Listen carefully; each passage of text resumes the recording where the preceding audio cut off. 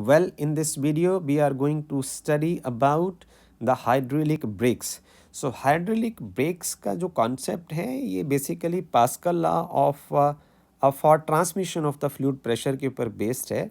हम इसको सबसे पहले थोड़ा सा दोहरा लेते हैं कि जब कभी whenever external pressure is applied on any part of the fluid, fluid के किसी हिस्से में जो एक वेसल में भरा हुआ है, आप एक्सटर्नल प्रेशर लगाते हैं, then it is transmitted undiminished, वो बिना ख़त्म हुए ट्रांसमिट होता है and equally in all direction.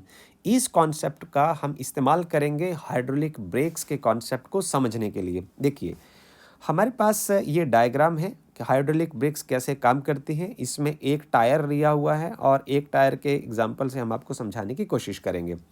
देखिए इसके कुछ पार्ट्स ऐसे हैं, ये रहा ब्रेक पैडल और ये रहा लीवर सिस्टम, ये रहा एक मेन सिलेंडर और इसके बीच में ब्रेक ऑयल भरा हुआ है. ये वाला जो पार्ट है इसमें सारे में ब्रेक ऑयल भरा हुआ है. ये एक टी टाइप ट्यूब है और ये पाइपलाइन जो है वो अदर व्हील्स, अगले जो 3 व्हील हैं वहाँ चली जाएगी. और ये देखिए ये ब्रेक ऑयल है, इस सारी पाइप में भरा हुआ है और यहाँ आकर इसका क्रॉस सेक्शनल एरिया जो है वो इंक्रीज़ हो जाता है. चलिए हम देखते हैं कि इसमें प्रैक्टिकली चीज़ें होती कैसे हैं.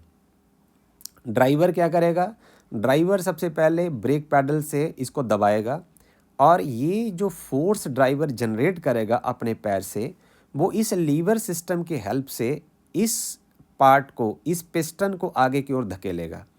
और यहाँ से जो फोर्स है इसको मैं यदि यूँ कहूँ F1, वो इस क्रॉस सेक्शनल एरिया के ऊपर जनरेट होगा. इसको हम लिख देते हैं A1. This cross sectional area is A1.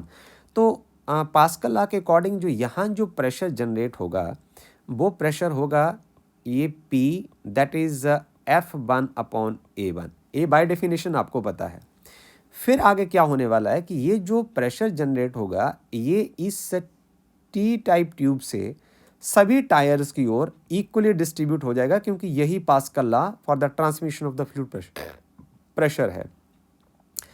अब क्या होगा कि ये जो प्रेशर है वो इस पिस्टन पर आकर लगेगा. यहाँ इसका जो क्रॉस सेक्शनल एरिया है वो ये है A2 और ये एरिया भी A2 है.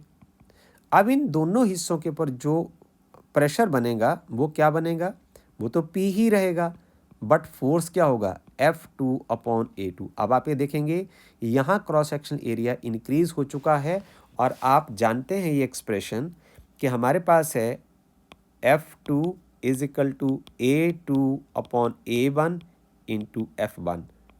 ये वाला पार्ट जो है वो इस हाइड्रोलिक ब्रेक्स के कॉन्सेप्ट को एक्सप्लेन करने के लिए बहुत रोल प्ले करेगा. ये देखिए A2 अपॉन A1 है, इसमें आप क्या देख रहे हो जरा गौर से देखिए.